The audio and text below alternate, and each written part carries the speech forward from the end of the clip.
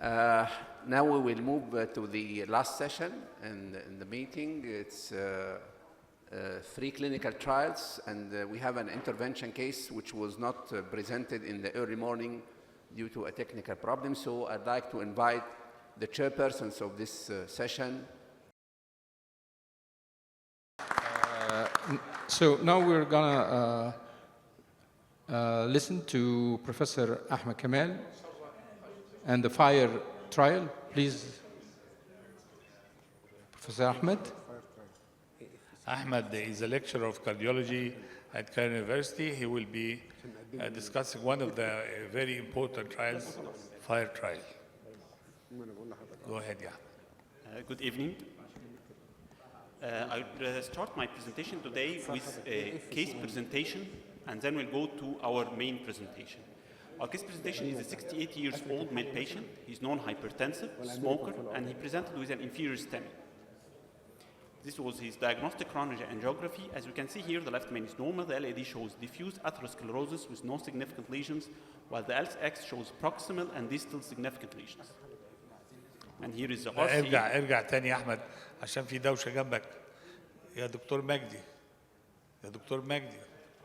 والدكتور جلال من الاول عشان الناس ما لحقتش تسمع. اوكي يا دكتور مجدي قول له. طيب عشان يلا يا احمد من الاول بقى. Okay. We start with the case presentation. Our case is a 68-year-old male patient. He's non-hypertensive, smoker. He presented with an inferior STEMI. This is his diagnostic coronary angiography. It showed LAD is diffusely diseased with no significant lesions. The LCX shows proximal and distal significant lesions. And the RCA shows proximal subtotal occlusion, which seems to be the culprit in our case. So we did the primary PCI to the RCA, and here is the final angiographic result, which is good. And then we have 2 questions. Should we do the non-culprit lesion, and when?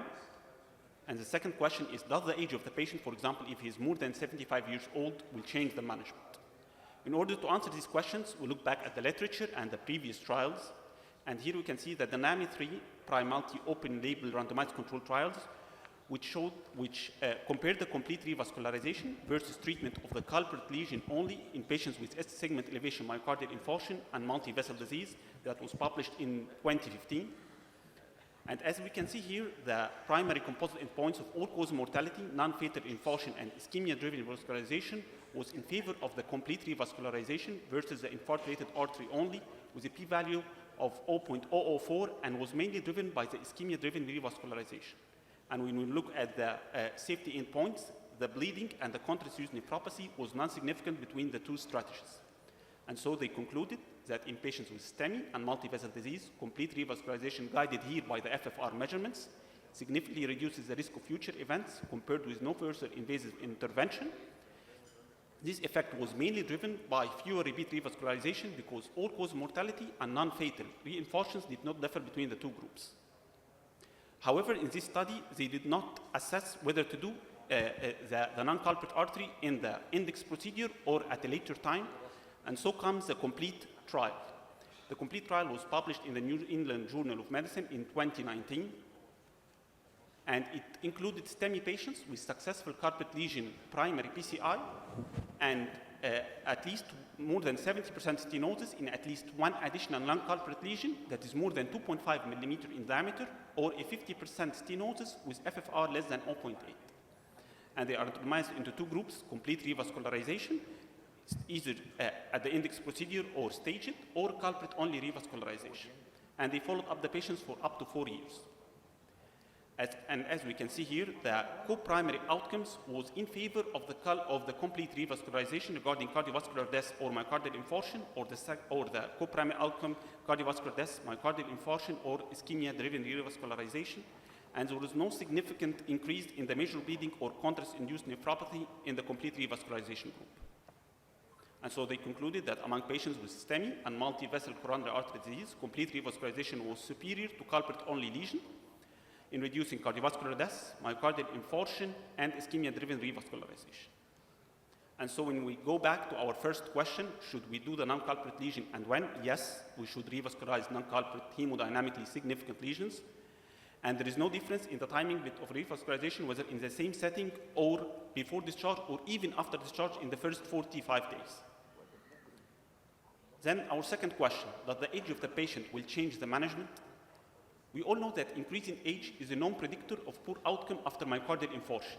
And older patients with myocardial infarction have unique clinical, anatomic, and procedural characteristics with increased burden of coexisting illnesses, for example, like diabetes mellitus, heart failure, chronic kidney disease. They are more frail, more complex coronary anatomy, more frequent presentation with non-STEMI, and a high risk of complications and higher side effects associated with multi-drug treatment regimen.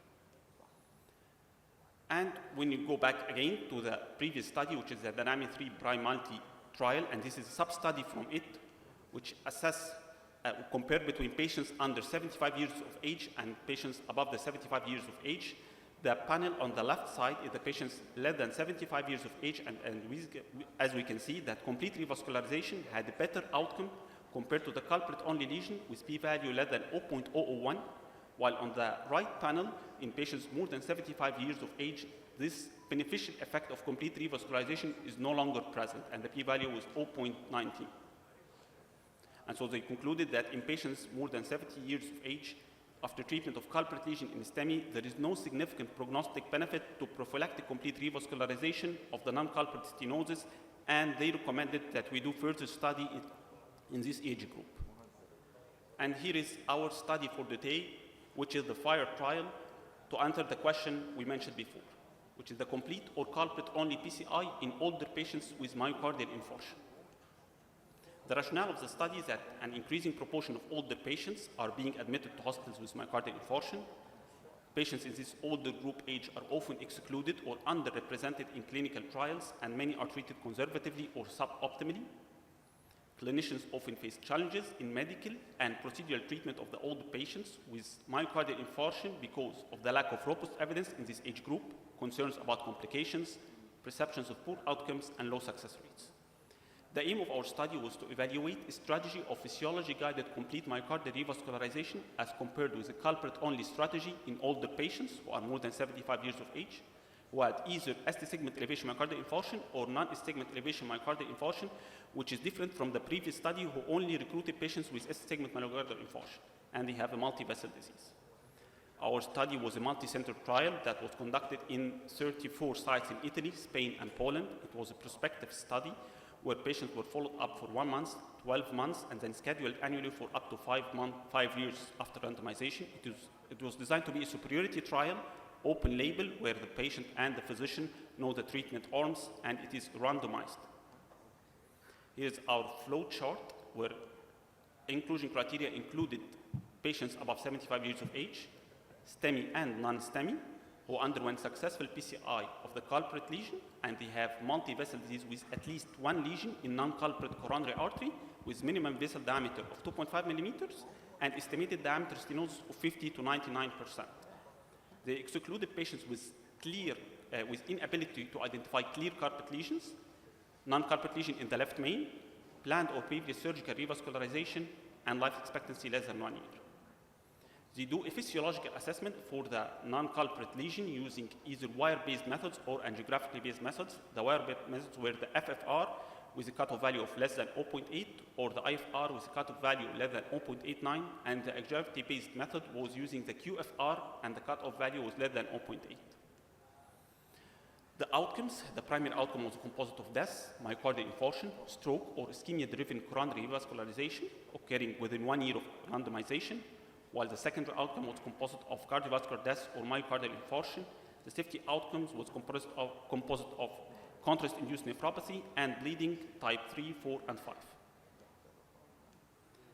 Our results, the median age of the patients in this study was around 80 years, and around 1/3 of the patients were females. ST segment elevation, myocardial infarction represented 35% of the cases, while non-STEMI represented 65% of the cases, and the median length of hospital stay was around 5 days. The interval between the index and the staging procedure in the complete revascularization group was 3 days, and the radial axis represented almost all of the cases, 94%. And the LAD was the most common culprit artery in these cases, representing 45%, followed by the RCA and then the circumflex. The number of non-culprit vessels per patient, around 70% of the patient has one non-culprit vessel, while 30% have two or more culprit vessels. The location of the non-culprit vessels was equally distributed between the LAD, circumflex, and right coronary artery. And the type of physiological assessment used, the most common was the hyperemic index, which is the FFR, around 50%, followed by the angiography-based index, QFR, and then the IFFR. And here is the diagram shows our results. As we can see here, the composite of deaths, myocardial infarction, stroke, or coronary revascularization was better in the complete revascularization group compared to the culprit-only revascularization group with a p-value of 0.01, and the same for the secondary outcome, the cardiovascular death and myocardial infarction. When we look at the safety endpoints, the stroke was slightly higher in the complete revascularization group, which makes sense because these patients are subjected to more manipulations and increased incidence of embolization and causing stroke, while the safety endpoint of composite of contrast-induced nephropathy and bleeding was not significant between the two groups. The limitations of the study is that it was in open-label design, and the knowledge of the angiographic results may have resulted in bias among the patients and the physicians towards subsequent revascularization in the culprit-only treatment group. However, it should be noted that events related to ischemia-driven revascularization was a small portion of the overall primary outcome events,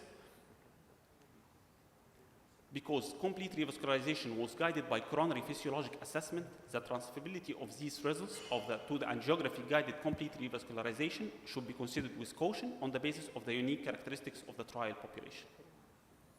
Conclusion of the trial that among patients who are 75 years of age or older with myocardial infarction and multi-vessel disease who underwent physiology-guided complete revascularization had a lower risk of composite of death, myocardial infarction, stroke, ischemia-driven revascularization at 1 year than those who received culprit-only PCI. Thank you. Thank you very much, Ahmed.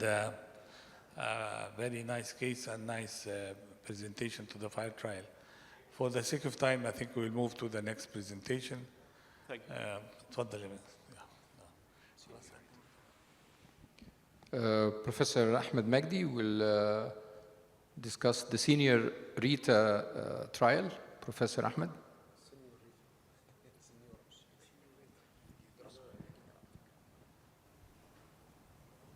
Good evening, my dear professors. Thank you, Dr. Magdi, for the invitation. This is another phase for the trial Dr. Ahmed Kamal described. All of us know that age is an established risk factor for acute coronary syndrome, and non-ST elevation myocardial infarction is the main acute coronary syndrome subtype among older patients who are 75 years of age or older. The clinical characteristics of older population with non-STEMI are heterogeneous, with frailty, coexisting condition, a comorbid condition, the level of cognitive function, and health-related quality of life. All of these factors play an important role in guiding the clinical care. In the clinical practice guidelines specify that in the absence of robust clinical trial evidence, treatment of older patients should be individualized on the basis of patient characteristics. Up to the explanation of Señorita trial, to date only 6 small randomized controlled trials investigating an invasive treatment strategy in older patients with non-STEMI have published these results. And the conclusion of these results resulted that no evidence was found that routine invasive treatment for non-ST elevation myocardial infarction or acute coronary syndrome in older patients who are 75 years of age or older reduce the risk of composite all-cause mortality and MI within 1 year compared with conservative management. However, there is a convincing evidence that invasive treatment strategy significantly lower the risk of repeated MI or urgent revascularization. The previous studies involving older patients with acute coronary syndrome are limited by all of these trials have a small sample size. The maximum follow-up duration was up to 1 year only. No formal assessment of frailty, the burden of coexisting and comorbid conditions, and issues related to cognitive function, which led to inconsistent finding that limited the generalizability of these trials. So the trial design and the oversight, the Señorita trial is a prospective, multi-center, open-label, randomized controlled trial that included patients who are at least 75 years of age with non-STEMI to test the treatment involving invasive versus conservative strategy. The patients are excluded when they have STEMI or unstable angina, when they have cardiogenic shock, when they have life expectancy of less than 1 year, who were previously included in the Señorita, and patients who were deemed to be unable to undergo invasive coronary angio. About 8,000 patients are screened, 6,000 or 7,000 patients are eligible, but the final randomization was 1,518 patients were recruited, with half of them received conservative management only, and half of them received conservative management plus invasive strategy. The patients were randomized, assigned 1-to-1 ratio to receive only the best available medical therapy versus the conservative management versus invasive strategy. On the basis of angiographic finding, coronary revascularization was performed 3 to 7 days when they are feasible by either PCI or CABG. The frailty was assessed by frailty index, Fried Frailty Index, and the modified Rockwood Clinical Frailty Scale, ranging from 1 who is very fit to 7 who is severely frail, with a score of 5 or greater indicating frailty. The degree of coexisting conditions was graded according to age-adjusted scores based on the Charlson Comorbid Index, and the cognitive impairment was evaluated with the use of Montreal Cognitive Assessment. This is an example for Rockwood Frailty Index. Regarding the outcomes and the follow-up, the primary outcome was a composite of cardiovascular death, non-fatal myocardial infarction as defined by the 4th universal definition of myocardial infarction. The key secondary outcomes was cardiovascular death, non-fatal myocardial infarction, a composite of death from any cause or non-fatal myocardial infarction, recurrent myocardial infarction, subsequent coronary angio, subsequent revascularization, hospitalization from heart failure, stroke, TIA, and bleeding. The safety outcomes included procedural and in-hospital complication occurring in patients in the invasive strategy group, and patients were followed up by means of telephone or in-person at 6 months, 1 year, and yearly till 5 years, and this is a very good point. The patients were recruited from November 2016 through March 2023, with 18 patients. The mean age is 82. The oldest patient was 103 years. 45% were female. 50% of patients have impaired cognitive function. 30% of patients were frail. 55% of patients received the invasive treatment versus 45% received conservative care. From this table, we can show the medical treatment they got exposed to.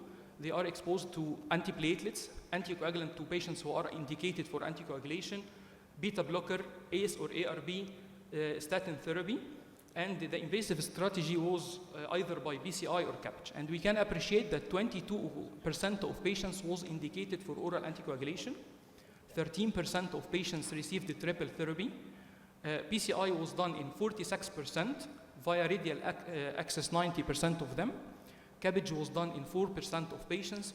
The median hospital stay for PCI was 3 to 5 days, where median hospital stay for CABG was 18 days. The median follow-up was 4.1 years. The primary outcome revealed that regarding cardiovascular death or non-fatal MI as a composite endpoint, there was no significant difference between both groups. And these are the results. We can appreciate that the conservative versus the invasive management have a little difference with non-significant result between both of them. Regarding the subgroup analysis of the primary outcomes, we can here appreciate that in patients who are who have cognitive impairment, the invasive strategy is more useful. In patients who are diabetics, the invasive strategy was more useful.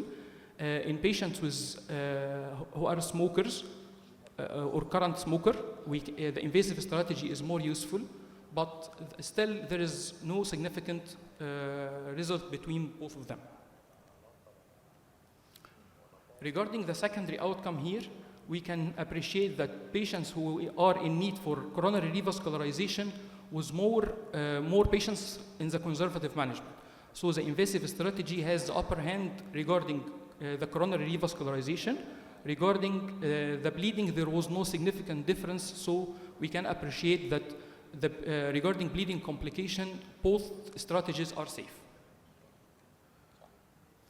Why Señorita trial is different? Because 50% of patients with non-STEMI are over 70 years, but with little evidence. Patients with frailty, cognitive impairment, multiple long-term comorbidities are not excluded. Most of the previous studies have less number of patients with maximum follow-up up to 1 year in comparison to more than 1,500 patients with median follow-up up to 4 years. The mean age is 82. Females are grossly presented intentionally, with 45% of patients were female, and 30% of patients were severely frail. 60% have different degrees of cognitive impairment. The limitation of the study, that final sample size is 18 patients. The opposed plan was 16 or more than 1,600.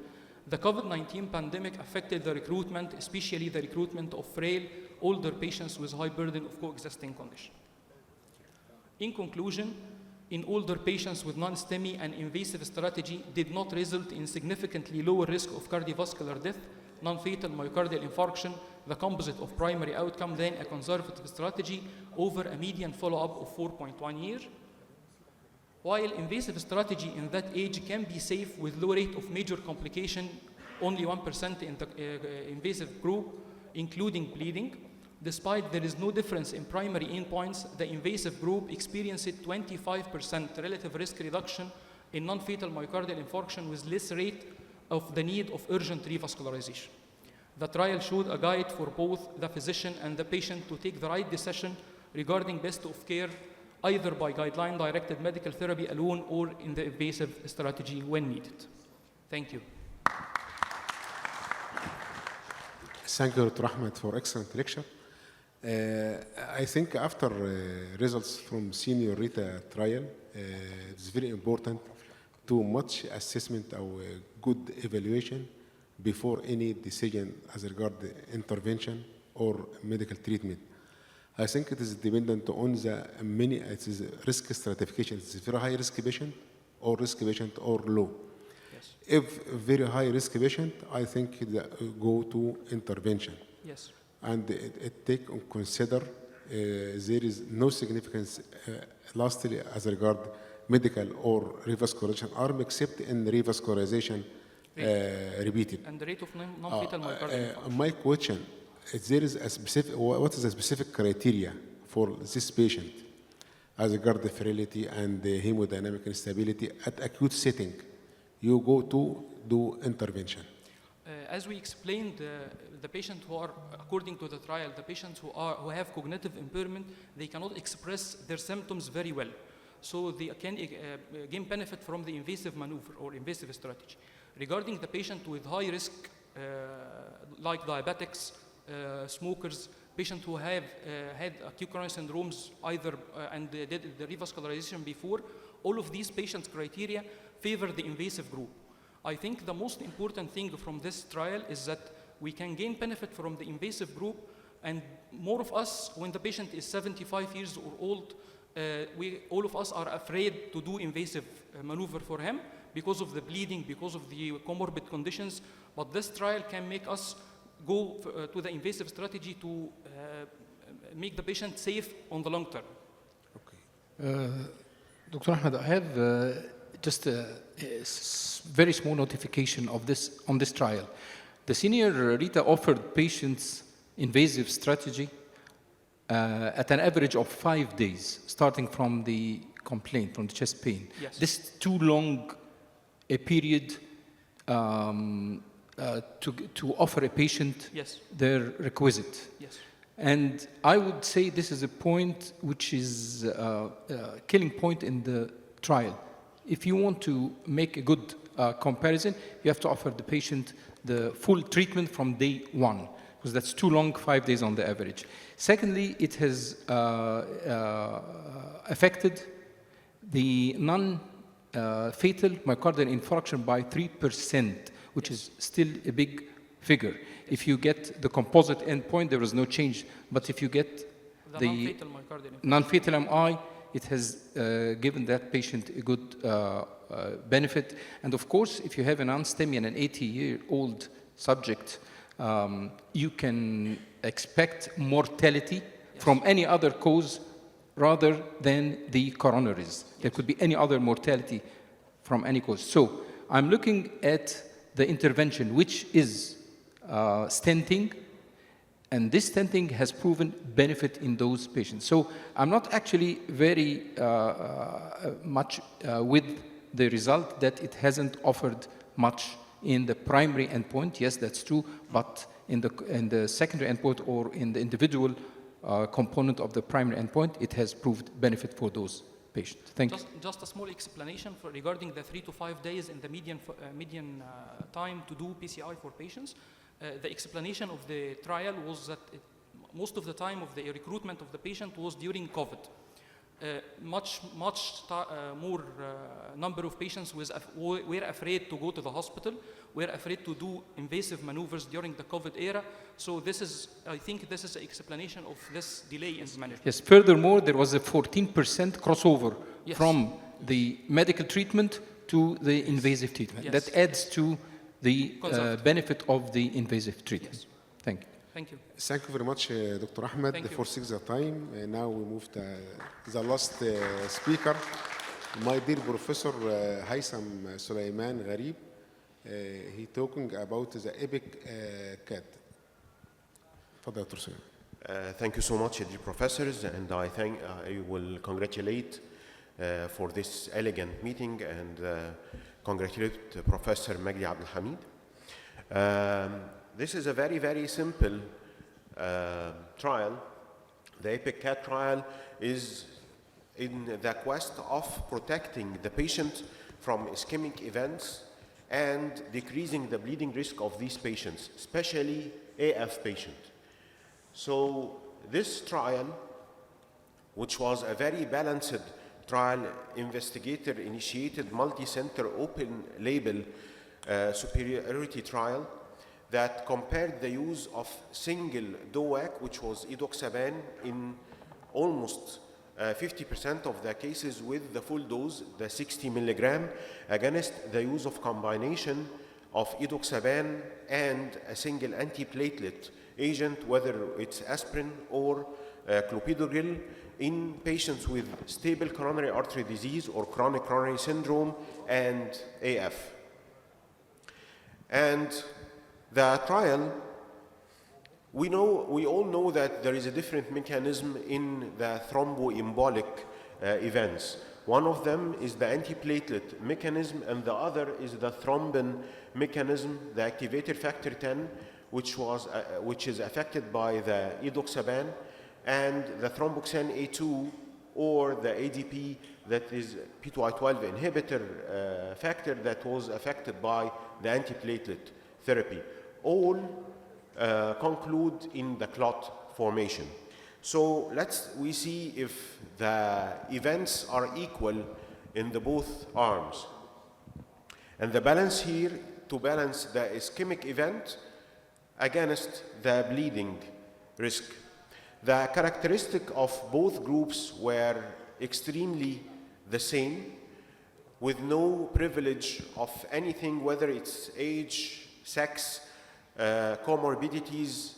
Even the bleeding and risk of thromboembolism in both groups were almost the same. And what's important is comparing the ischemic risk of these two groups.